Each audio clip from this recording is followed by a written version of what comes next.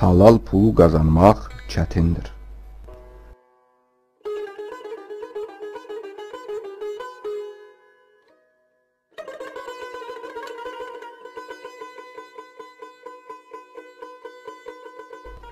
Pulu asan qazanan cinayətkarlardır.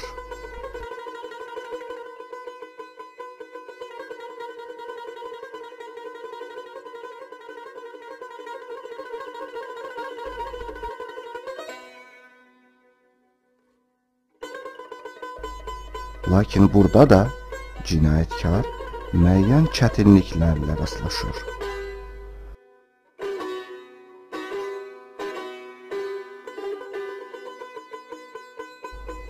Pulu əldə edəndən sonra, ələlxüsus pulun miqdarı çox olduqda, cinayətkara başqa bir baş ağrısı gəlir.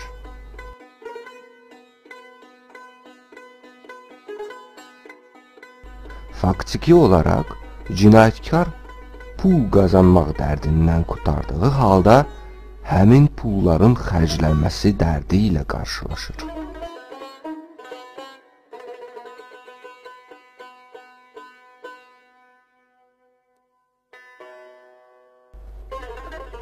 Cinayətkar pulu elə xərcləməlidir ki, heç kəs həmin pulun çirkli olduğundan, yəni cinayət yolu ilə əldə edilməsindən şübhələnməsin.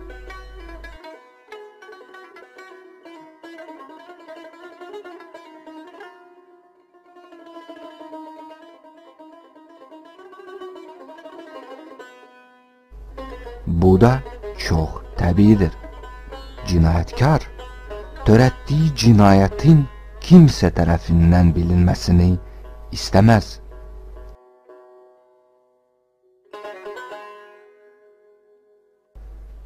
Beləliklə, əlində olan çirkli pulları təmizləmək, yəni onlara qanuni don geyindirmək məqsədi ilə cinayətkar müxtəlif maliyyə və qeyri-maliyyə əməliyyatları aparır.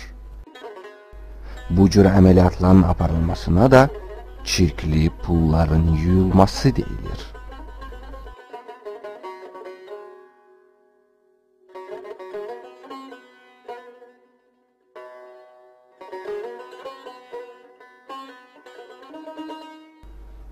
Pulların yuyulması bir cinayətdir və bu əmələ görə ölkəmizdə müvafiq cinayət məsuliyyəti nəzərdə tutulubdur.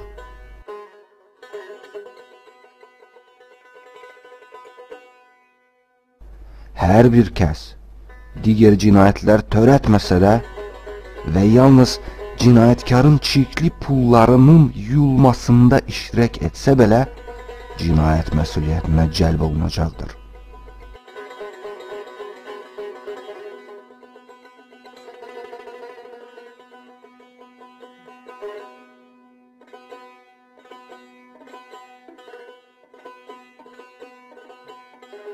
Mübarizənin bir neçə məqsədi vardır.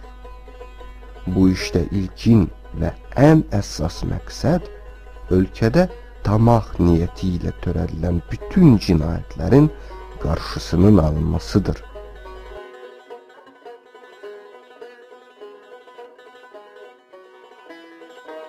İkinci vacib məqsəd isə artıq törədilmiş cinayətlərin aşkar edilməsi və nəticədə talanmış nemətin qanuni sahiblərinə və yaxud dövlətə qaytarılmasıdır.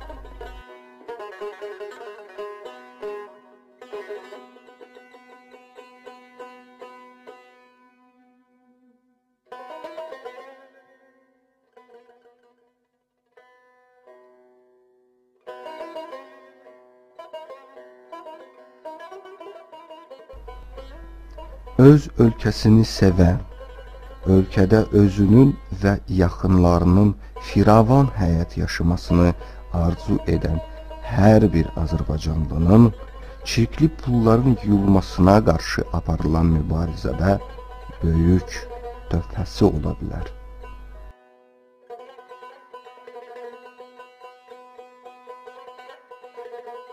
Bunun üçün hər bir Azərbaycanlı ilk növbədə özü qanunlara riayət etməli. Digərlərin qanunlara əməl etmədiyini gördükdə, həmin şəxslərə öz narazılığını və etirazını bildirməli. Digərlərin əməllərində cinayət əlamətlərinin olduğundan şübhələndikdə isə müvafiq dövlət orqanlarına xəbər verməlidir.